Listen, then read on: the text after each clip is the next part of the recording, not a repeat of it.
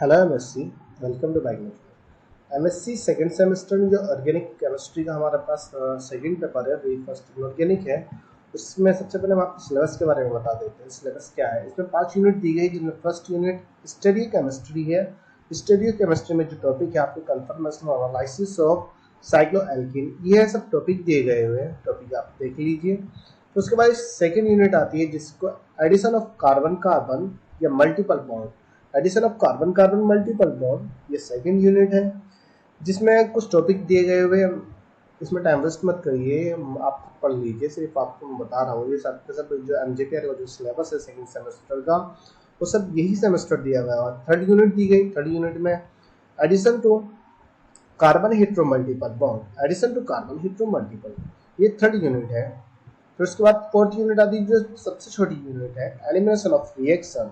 Elimination of reaction में भी कुछ ज़्यादा टॉपिक नहीं दिए गए हैं। इवन इवन इवन तो एलिमिनेशन रिएक्शन ओरिएंटेशन दिया गया है, रिएक्टिविटी फैक्ट दिए गए हैं, सबस्ट्रेट स्ट्रक्चर, अटैकिंग बेस, ये कुछ टॉपिक दिए गए हैं। इनकी स्टडी आप ये आपको इन जितने भी टॉपिक हैं इन सब टॉपिक पे आपको फुल वीडियो मिल जाएगी।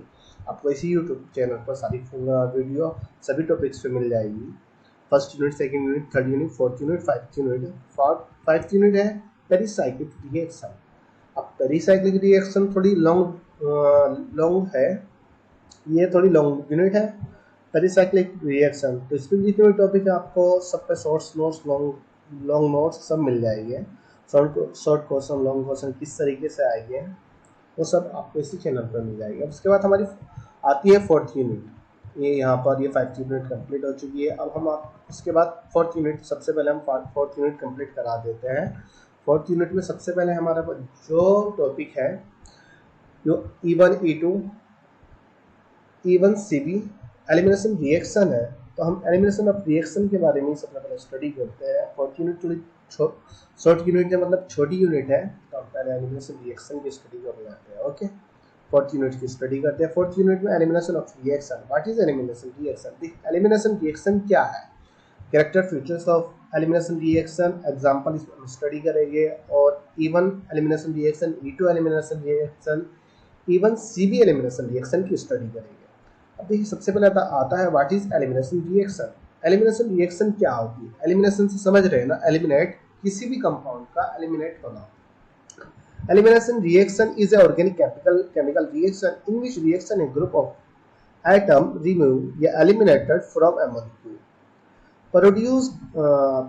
molecule from a molecule produced, but this reaction produced by acid and base metal high temperature, such type of reaction are known as elimination reaction। ये कह रहा है एलिमिनेशन रिएक्शन में ऑर्गेनिक केमिकल रिएक्शन है जिसमें atom को remove किया जाता है, एलिमिनेटेड किया जाता है किसी मॉलिक्यूल से किसी एटम ऑफ ग्रुप को या एटम ऑफ ग्रुप को ही या मॉलिक्यूल ऑफ ग्रुप को रिमूव किया जाता है।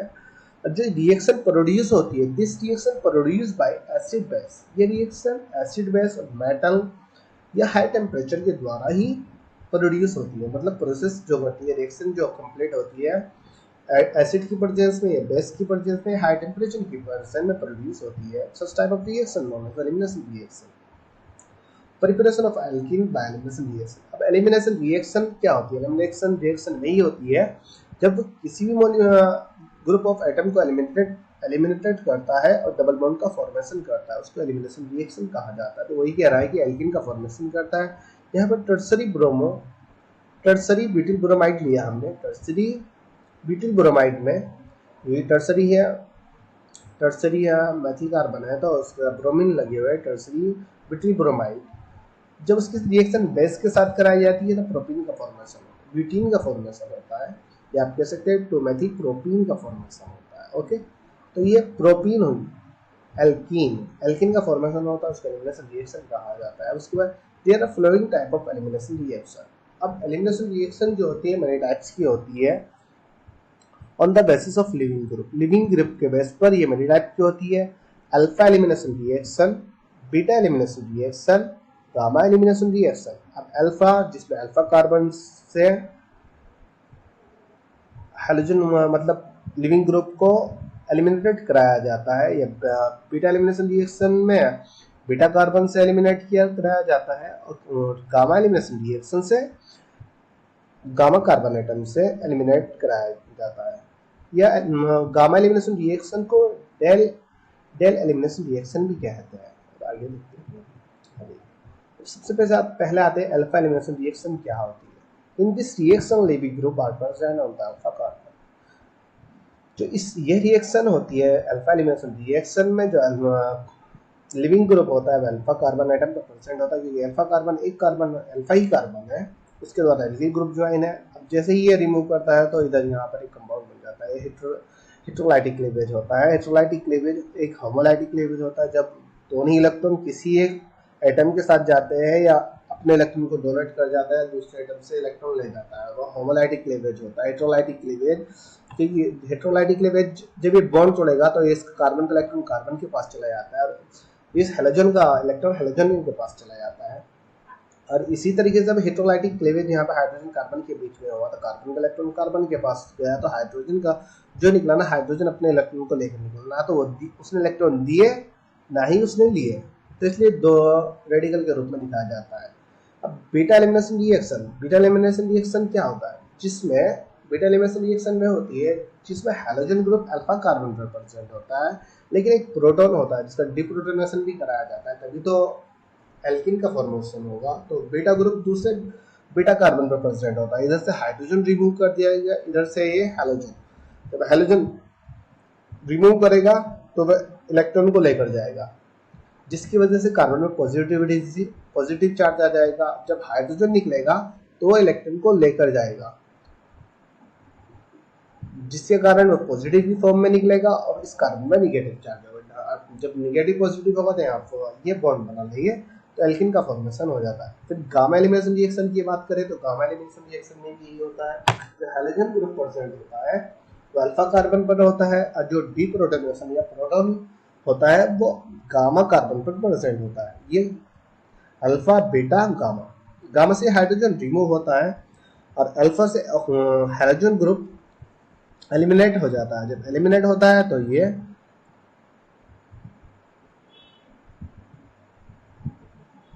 ये तो एक अनसैचुरेटेड कंपाउंड इसके तरीके से बना देता है, साइक्लो कंपाउंड बना देता है। अब देखिए एलिमिनेशन रिएक्शन क्या होती है। हमने फ्लोइंग टाइप की होती है अल्फा बीटा गामा, लेकिन अभी हमने E1 E2 और E1 CB की स्टडी नहीं की है। Elimination reaction 1-1 elimination reaction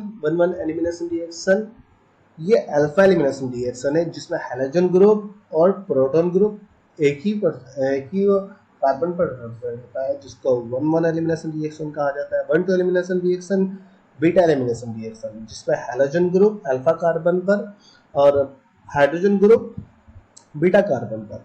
1-3 elimination reaction, ये भी बीटा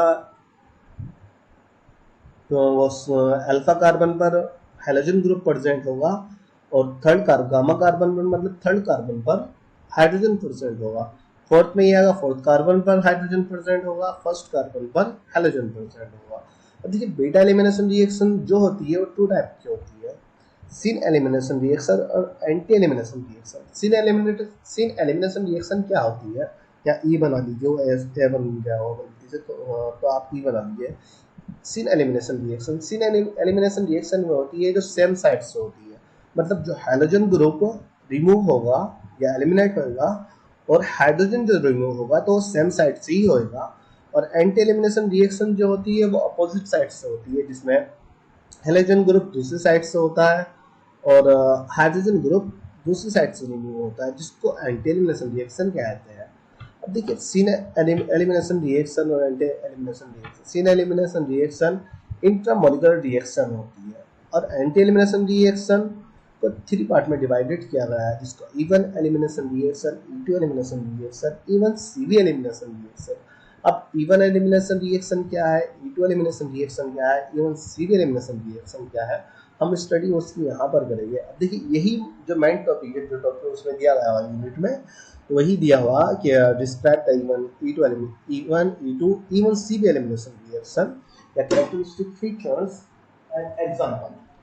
अब हम E1 एलिमिनेशन रिएक्शन की बात करते हैं, या आप थोड़ा नोट्स लिखे हुए खुद पढ़ लीजिए, मैं थोड़ा समझा देता हूँ जो समझाने का है, इसमें टाइम वेस्ट मत कीजिए। Okay, Elimination reaction can be defined by three mechanisms, even E2, even CV, but where E represent the, हाँ ये देख लीजिए, but where E represent the molecularity या नंबर ऑफ मॉलिक्यूल। जो ई है E one E one E one E2 E one C B में जो E है वो मॉलिक्यूलरिटी के नंबर को प्रेजेंट करता है, नंबर ऑफ मॉलिक्यूल को, कि नंबर ऑफ मॉलिक्यूल क्या है, 1 है, 2 है, 3 है। तो अब इवन एलिमिनेशन रिएक्शन क्या है? Even mechanism which is known as unimolecular elimination reaction, two-step are involved in elimination reaction, ionization and deprotonation। तो यही कह रहा है जो इवन एलिमिनेशन रिएक्शन है एक यूनिमोलिकुलर एलिमिनेशन रिएक्शन होती है, टू स्टेप में कंप्लीट होती है, जिसमें फर्स्ट स्टेप में आयनाइजेशन होता है और सेकंड स्टेप में डिप्रोटोनेशन होता है। अब ड्यूरिंग आयोनाइजेशन देयर इज, ये आप पढ़ लीजिए, इसमें वही थ्योरी में इतना कुछ नहीं है, ये आप इजीली पढ़ सकते हैं। नहीं पढ़ाया रहा तो फिर आप मुझे बता दीजिए, मैं इसको एक वीडियो थोड़ी बना दूंगा तो शॉर्ट सी, वरना वीडियो बहुत ज़्यादा लेंथी हो जाएगी, क्योंकि हमें तीनों ही पढ़ने, इवन E2 इवन CV तीनों ही बता देगा। ओके, अब हम इवन एलिमिनेशन रिएक्शन देखते हैं। इवन एलिमिनेशन मैकेनिज्म, सबसे पहले हम मैकेनिज्म बात है, ठीक है। यहाँ पे propene, sorry, ethylene bromide, ethylene ethane bromide लिया था, ब्यूटिल ब्रोमाइड नहीं, टर्सरी ब्यूटिल ब्रोमाइड नहीं है, ये तो एथिल ब्रोमाइड है, एथिल ब्रोमाइड है। यहाँ पे हाइड्रोजन प्रेजेंट, यहाँ पे हाइड्रोजन, यहाँ पे हाइड्रोजन, इससे यहाँ पर हाइड्रोजन, इस कार्बन के नीचे भी हाइड्रोजन, इस यहाँ पे ब्रोमीन प्रेजेंट है। फर्स्ट में जैसे ब्रोमीन यहाँ से निकलेगा तो निगेटिव फॉर्म में निकलेगा, आयनाइज्ड होएगा, इस कार्बन पॉजिटिविटी को शो, यहाँ पे कार्बोनियम आयन का फॉर्मेशन होएगा।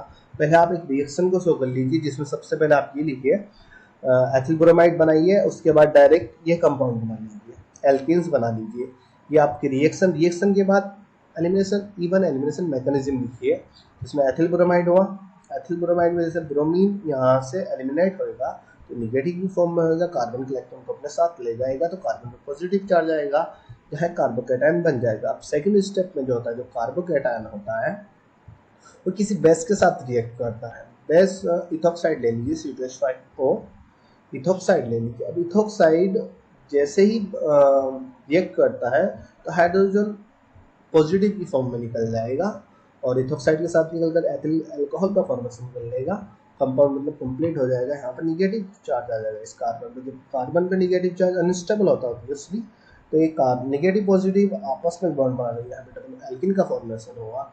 अगर एनर्जी लेवल डायग्राम की बात करें हम, एनर्जी लेवल इवन रिएक्शन में एनर्जी लेवल डायग्राम जो होता है, सबसे पहले रिएक्टेंट होता है, रिएक्टेंट के बाद ट्रांजिशन स्टेट जाती है, जहाँ पे ये कार्बोकैटायन ट्रांजिशन स्टेट आया। अब ट्रांजिशन स्टेट के बाद कार्बोकैटायन बन जाता है, क्योंकि जब ये यहाँ से मूव कर रहा है ना, तो एक ट्रांजिशन स्टेट आ रही है जिसके बाद कार्बोकैटायन बन रहा है। कार्बोकैटायन की एनर्जी थोड़ी कम होती है, ट्रांजिशन स्टेट की ज़्यादा होती है, इसलिए वो अनस्टेबल, बहुत ज़्यादा अनस्टेबल होता है, डायरेक्टली कार्बोकैटायन बना लेता है। कार्बोकैटायन के बाद फिर एक और ट्रांजिशन स्टेट आती है। ट्रांजिशन स्टेट तब कब आती है, जब इस हाइड्रोजन को आप रिमूव करेंगे, यहाँ पे निगेटिव चार्ज आएगा। निगेटिव और पॉजिटिव चार्ज एक ट्रांजिशन स्टेट है, वो उसकी एनर्जी ज़्यादा होगी, वह भी अनस्टेबल होती है, फिर डायरेक्ट प्रोडक्ट बना लेता है जो एल्कीन होता है। ओके, अब इसके बाद एग्जाम्पल में सेम हो और कुछ नहीं है, यहाँ पे उसने टर्सरी ब्यूटिल क्लोराइड दे दिया है, टर्सरी ब्यूटिल क्लोराइड की बेस के साथ आप रिएक्ट कराइए, जब यहाँ से क्लोरीन यहाँ से हाइड्रोजन निकाले तो इन दोनों के बीच में बॉन्ड बन जाएगा, ये रहा, तो एल्कीन बन गया, या टर्सरी ब्यूटीन भी कह सकते हैं आप, या 2 मेथिल प्रोपीन भी कह सकते हैं। अब इसकी जो मैकेनिज्म होती है, मैकेनिज्म बहुत ईजी होती है।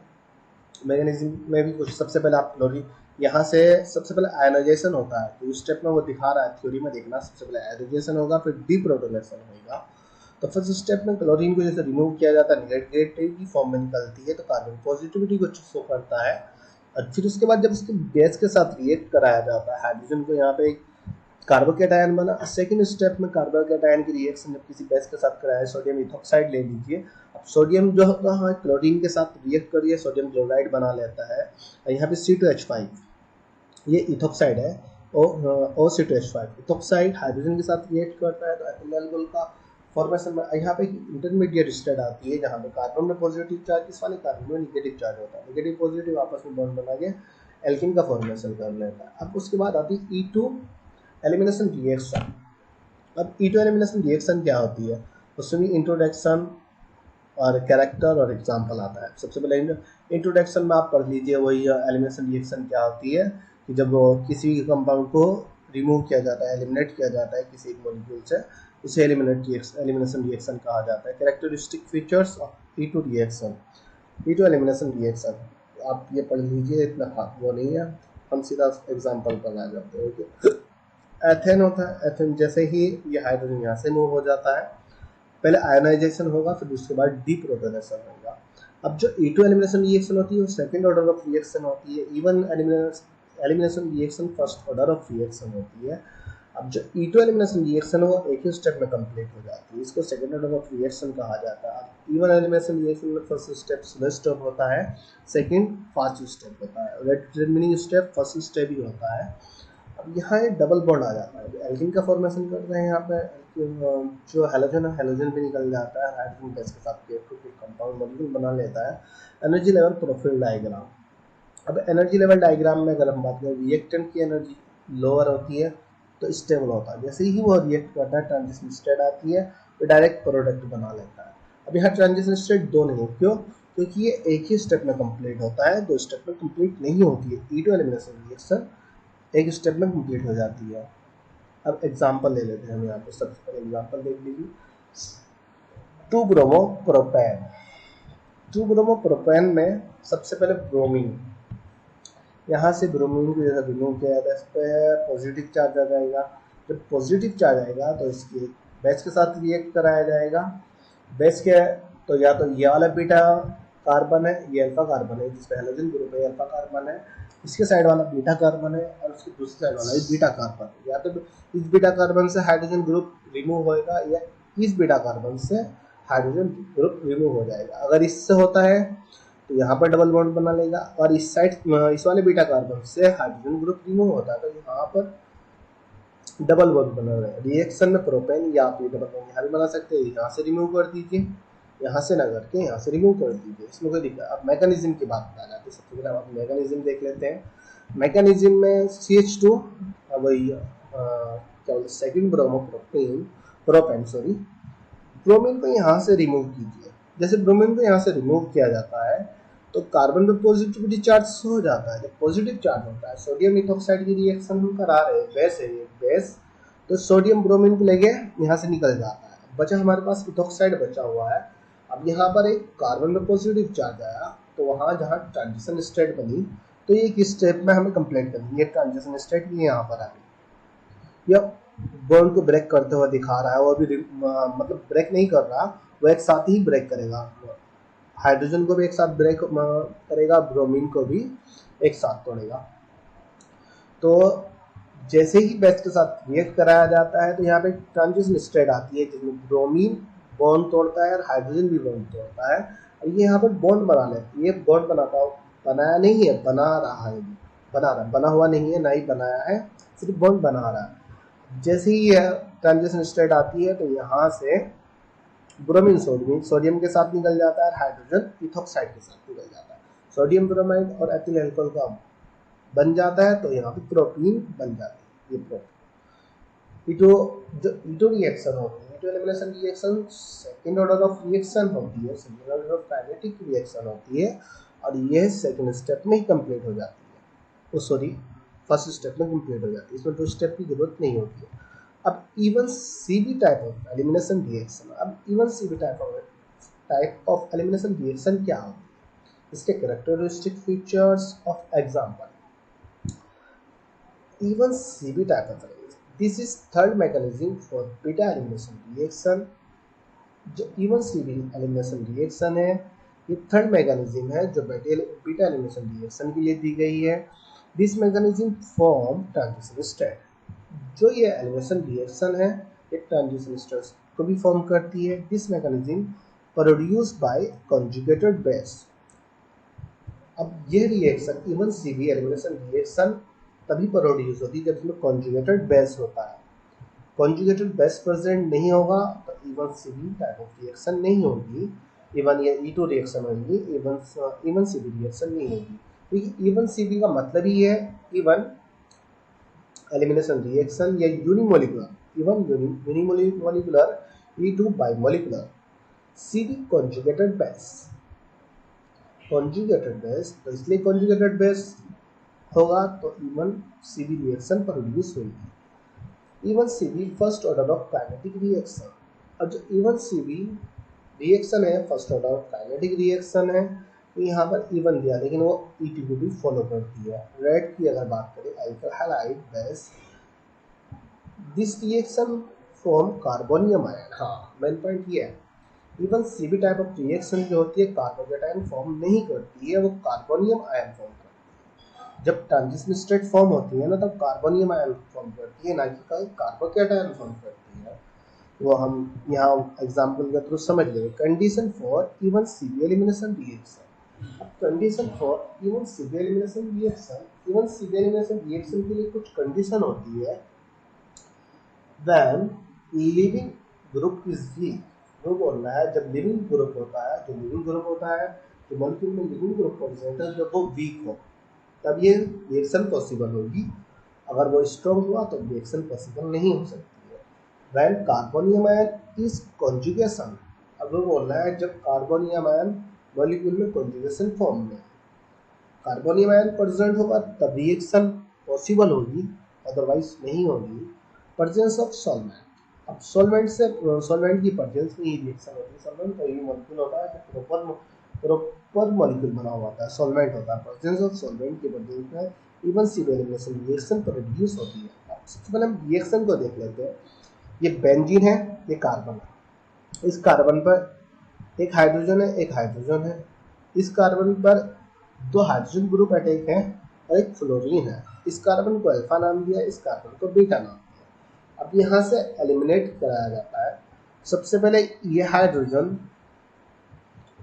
जैसे ही रिमूव करेगा तो यहाँ पर निगेटिव, इस कार्बन में निगेटिव चार्ज आएगा। जब निगेटिव चार्ज आएगा, अब फ्लोरीन पे पहले से ही निगेटिविटी को शो करता है तो फ्लोरीन, अब जैसे फ्लोरीन को रिमूव कराया जाएगा तो फ्लोरीन इस कार्बन के इलेक्ट्रॉन को अपने साथ ले जाएगा, क्योंकि यहाँ पे इलेक्ट्रॉन की एफिशिएंसी ऑफ इलेक्ट्रॉन है। फ्लोरीन एक्सेप्टर है तो वो इलेक्ट्रॉन लेके जाएगा।